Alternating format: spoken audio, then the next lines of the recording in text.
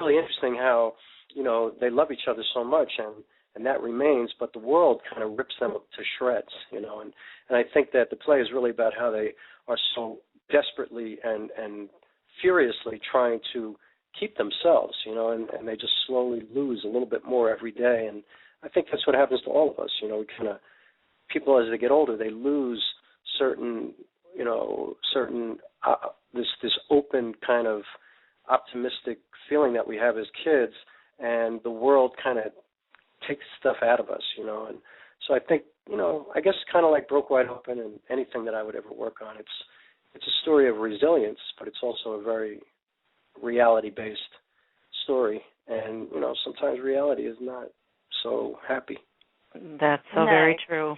And reality and society, the two combined, can really, like you say, can take things away from us as we grow and evolve in this journey called life, because, there are so many times, I think, as adults particularly, we say, gosh, I wish I was still a kid when it didn't matter, and there were no judgments, and we got to speak our minds because it was okay, and, and there was so many things related to that as an adult you kind of lose because everything becomes so politically correct or enmeshed, and you can't say this, you can't do that, and then, like you say, people get boxed in by stereotypes based on what they are, who they are, where they come from, and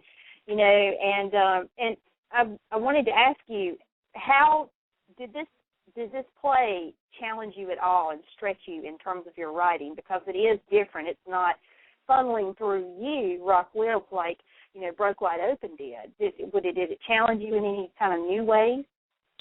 Well, yeah, because it's a straight play. And so just in, like, technical terms, like the dialogue, I'm really challenging myself to write a completely different type of dialogue within the play, because in Broke Wide Open, I was definitely writing a solo play. And here I've added dialogue. Now, I didn't do it on purpose, but the dialogue is much more interactive. And I think it's because it's the way, like, I don't feel like, I think when you're talking about race and racism and sexism and religion and, all that kind of stuff, I think it's narcissistic. I think it would be, I don't think it really serves it well to just be funneled through one point of view. I think that the biggest challenge for me now is to give each of these people a very, very strong sense of self and a very strong focus, so that nobody is the main focus of the story.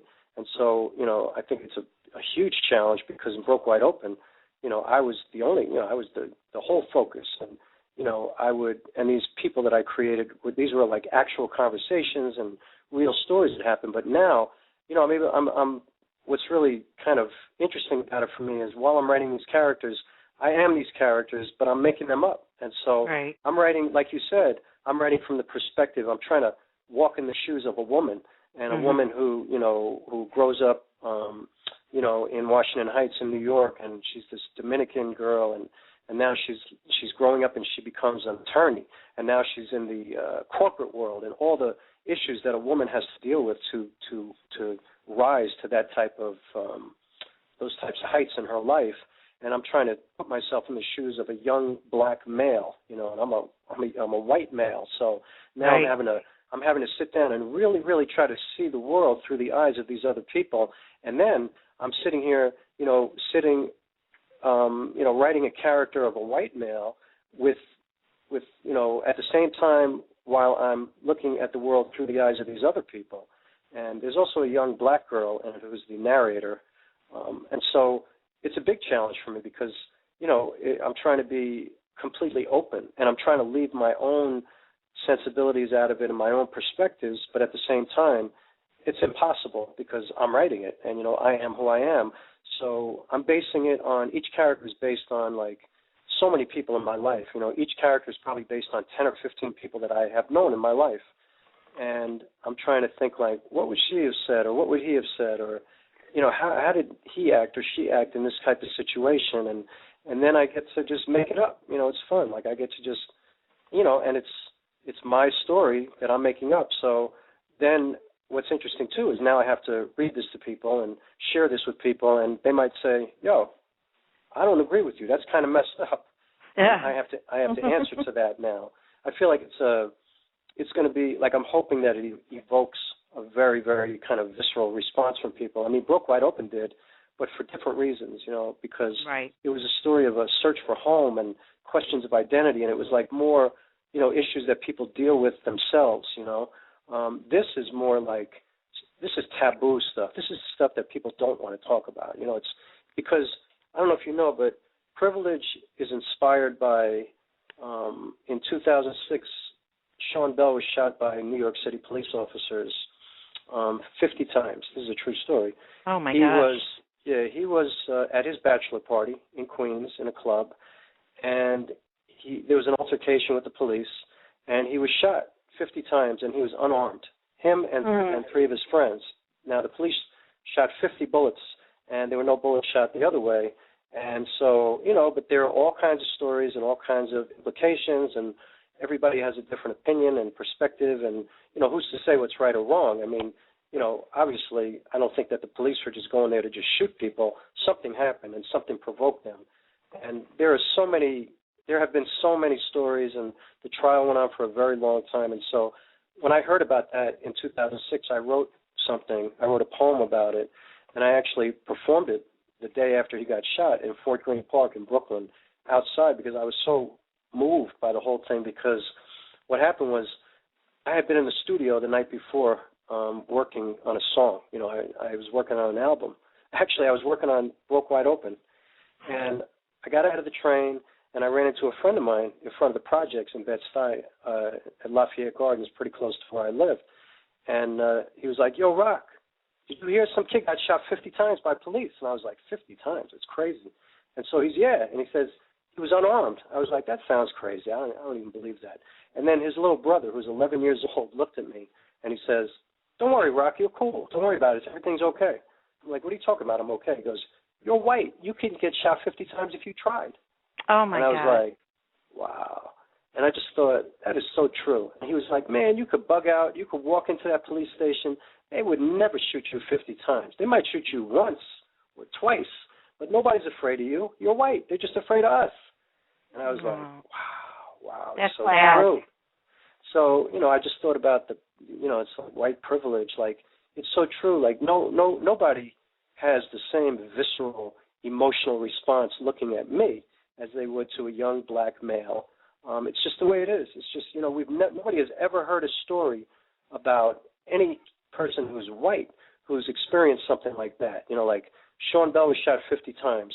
Amadou Diallo was shot 41 times in New York. We all know the stories about Trayvon Martin, and but you never hear it about some white guy ever. So that's what the so the funny thing is, well, it's not funny, but the interesting thing is that I performed that piece at the Nuyorican Poets Cafe one night, and somebody made a video of it, and they put it out on YouTube.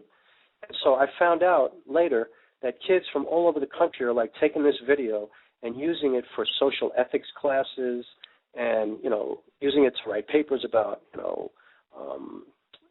racism in America and things like that.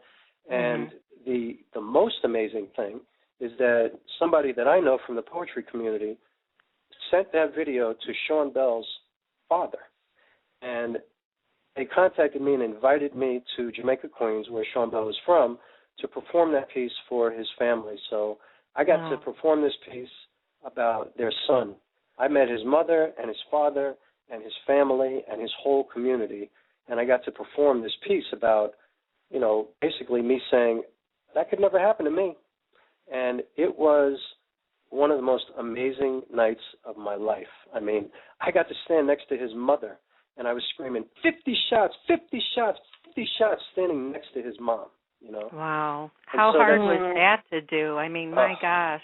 It was heavy. It was like so heavy. It was because, I think that they asked me to come out there because they kind of wanted to see, like, what's this guy doing? Like, what is this all about? I think part of it was to be very generous to me, but also part of it was probably they were curious, like, what's this, like, what is he even talking about, Like, this is a guy who's probably never even been stopped by the police other than maybe for a speeding ticket. But, I certainly I haven't grown up in my life being harassed by the police, and, you know, I haven't experienced the same thing that I would if I were black. It's just a fact. And so it was interesting to go into that community, and, you know, at first it was a little kind of, you know, I could tell people were like, okay, let's, you know, what is this all about? But then when they realized what I was talking about, it just became a beautiful exchange. It was certainly not fun, you know, but I mean, it was it was so amazing. And then we talked about it, you know, we sat, we talked for hours and hours afterwards, and I just got to sit with this community. We talked about, you know, race and community and living in the city together and living everywhere. And I got to hear these people talking about their experiences, and then, you know, then we talked about Broke Wide Open, and all of a sudden, you know, at the beginning of the night, we started being kind of very distant from one another. And by the end of the night, it was like I was just part of the community, and they were part of me, and we were just all like family. And so now I'm still, you know, in contact with them, and I'm kind of involved with them, and you know, I'm so grateful to be able to write this and to have that kind of feedback, and to be able to, you know, share the process of this work, because, you know, why would I write this just from my perspective? I mean, that would be kind of ridiculous, you know what I mean? So, I mean, I've always grown up in a very diverse place. I mean, I'm from New York, so I'm lucky, you know, but most of the country is not like New York, you know, so, you know, people from here, we live with each other, even though New York is certainly not without racism. I mean, you know, it's everywhere. It's very pervasive. People think that New York City is so progressive, and it is. It's probably the most progressive place in the world. But does racism still exist? Does fear still exist? Absolutely. Is New York becoming more and more segregated like the rest of the country? Yeah. Why is that? Well, you know, economics. Well, why are economics so, like, why are, you know, more black people not as economically abundant as white people? Well, because what have the opportunities been in this country or throughout the world based on race? You know, it's like, these are the questions that I'm hoping people ask and talk about and get kind of bothered about when they see the play, because, you know, eventually we all want to have the same opportunities, and we want to all feel safe, and we want to feel at home, and we want to feel loved, and we want to feel accepted, and we don't want to feel like we have to work 5,000 times harder than everybody else. You know, same thing with being a woman. I mean, to be a woman and to achieve certain things, it's much more difficult to do that than if you were a man. So, you know, it's not just a play about racism. It's about sexism. It's about everything like that. And so it is kind of an extension of Broke Wide Open. But to be out there with the Bell family, that was, you know, that's one of the times when I say, God, I'm so lucky to be able to do this kind of work, because I'm sitting here with Sean Bell's family. Right. I mean, how crazy is that? This is not like, you know, I'm trying to be on Broadway or I'm trying to get a record deal. I'm sitting here, and this is like real life, you know, like I am getting to sit here. And then, you know, after I did my poem, Sean Bell's mother read a poem that she had written right after he passed, that she had never read before out loud, and she shared it that night. And so, I mean, I was just so moved. I think everybody there was so moved by that whole thing, and I'll never forget that for the rest of my life. You know, I'll never, never, ever forget that, the whole night. And they were so generous to me. What an awesome experience for you to have, and like you say, privilege. I mean, that kind of sums up in one word, you know, what that had to have been like for you that night. And you know, you were just speaking about how, you know, we tend to be so segregated, you know, between sexism, racism. And, you know, sometimes I just wish people could look beyond, you know, a person's skin color or just a person in general, and just realize that people's talents and gifts are not dictated by a color or a background. They are given, and they're God-given gifts. And if we could just see people for the gifts that they have to offer this world, instead of seeing them as to color or the fact that they're a man or a woman, or because you're a woman you can't do this, or you're a man so you should do this. I mean, that would eliminate so much diversity and hatred in our country, and you know, worldwide too, naturally. But you know, what you say is so true, and it's so profound, and I think it's what every person strives for. And the beauty of being able to do what you do is you can get out there and you can make stories like this, and you can perform them, And what you're saying